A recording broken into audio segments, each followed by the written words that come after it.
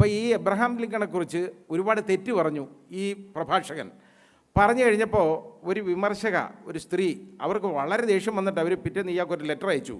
നിങ്ങൾ പറഞ്ഞത് മുഴുവൻ ഭോഷ്കാണ്, ഇതിൻ്റെ ഭോഷത്തരം നിങ്ങൾ പറഞ്ഞു, നിങ്ങളതെല്ലാം തെറ്റാണ് പറഞ്ഞത്, നിങ്ങളത് പഠിക്കാതെ വന്ന് പറഞ്ഞത് ശരിയായില്ല എന്നുള്ള രീതിയിൽ ഒരു എഴുത്തെഴുതി. ഇയാൾക്കിത് കണ്ടപ്പം വളരെ ദേഷ്യം വന്നു. ഇയാൾ എന്ത് ചെയ്യുന്നറിയോ, പെട്ടെന്നൊരു പേപ്പർ എടുത്തിട്ട് വളരെ മോശമായ ഭാഷയിൽ ഈ സ്ത്രീയെ അഡ്രസ്സ് ചെയ്ത് അങ്ങോട്ട് എഴുതി, ലെറ്റർ എഴുതി. എന്നിട്ട് കൊണ്ടുവന്ന് പോസ്റ്റ് ചെയ്യാനായിട്ട് നോക്കിയപ്പം ഭയങ്കര മഴ, അങ്ങോട്ട് പോകാൻ പറ്റുന്നില്ല. നാളെ പോസ്റ്റ് ചെയ്യാമെന്ന് വിചാരിച്ച് അതെടുത്ത് മടക്കി വെച്ചു. പിറ്റേന്ന് അയാൾ എടുത്തു. പിറ്റേന്ന് ഇത് എടുത്തൊന്ന് വായിച്ച് നോക്കിയപ്പം അയാൾ പറഞ്ഞു, ഇത് വളരെ മോശമായിപ്പോയി, വളരെ വല്ലാതെ ഞാൻ എഴുതിയേക്കുന്നു കേട്ടോ, ഇത്ര എഴുതാൻ പാടില്ലായിരുന്നു. അയാൾ വീണ്ടും വേറൊരു ലെറ്റർ മറുപടി എഴുതി. എഴുതിയതിന് ശേഷം അയാൾ ആലോചിച്ചു, ഇത് ഇന്ന് അയക്കണ്ട, ഇനി നാളെ അയക്കാം.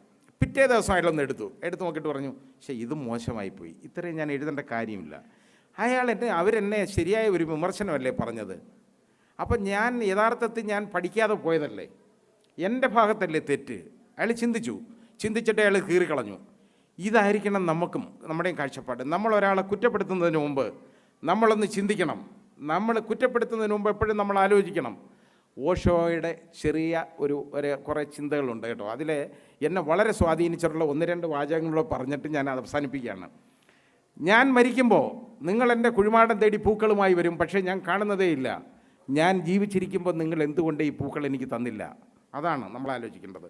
ഞാൻ മരിക്കുമ്പോൾ തീർന്നില്ല 2 പേരെയും കൊണ്ടുണ്ട്. ഞാൻ മരിക്കുമ്പോൾ നിങ്ങൾ പറയും അയാൾ നല്ലവനായിരുന്നു, അയാളുടെ കുറ്റങ്ങൾ എനിക്ക് പുറത്തു കൊടുക്കാൻ പറ്റുമായിരുന്നു, പക്ഷേ ഞാൻ പുറത്തു കൊടുത്തില്ല, ഇനി അവസരത്തിലാണ്, പക്ഷേ ഞാൻ അത് അറിയുന്നു പോലുമില്ല. എന്തുകൊണ്ടേ ഞാൻ ജീവിച്ചിരിക്കുമ്പോൾ എൻ്റെ തെറ്റുകൾ പുറത്തു തന്നില്ല, ഞാൻ നല്ലവനാണെന്ന് നിങ്ങൾ പറഞ്ഞില്ല. ഞാൻ മരിക്കുമ്പോൾ നിങ്ങൾ പറയും അയാളെ കൂടെ കുറേ നാളുകൂടെ ഒന്ന് കൂടുതൽ നാൾ കഴിയാമായിരുന്നല്ലോ എന്ന്, എനിക്കത് പറ്റിയില്ലല്ലോ എന്ന് പറയും. പക്ഷേ എനിക്കത് അനുഭവിക്കാനേ കഴിയുന്നില്ല. എന്തുകൊണ്ടേ ഞാൻ ജീവിച്ചിരുന്നപ്പോൾ നിങ്ങൾ എൻ്റെ കൂടെ കൂടുതൽ നാൾ കഴിഞ്ഞില്ല. ഇത് നമ്മൾ ചിന്തിക്കേണ്ടത് എന്താണെന്നറിയോ? കാരണം നമ്മുടെ ജീവിതം എന്ന് പറയുന്നത് അടുത്ത നിമിഷം നമ്മുടെ കയ്യിലല്ല, അടുത്ത മൂമെൻ്റ് എന്ന് പറയുന്നത് എൻ്റെ കയ്യിലല്ല എനിക്ക്.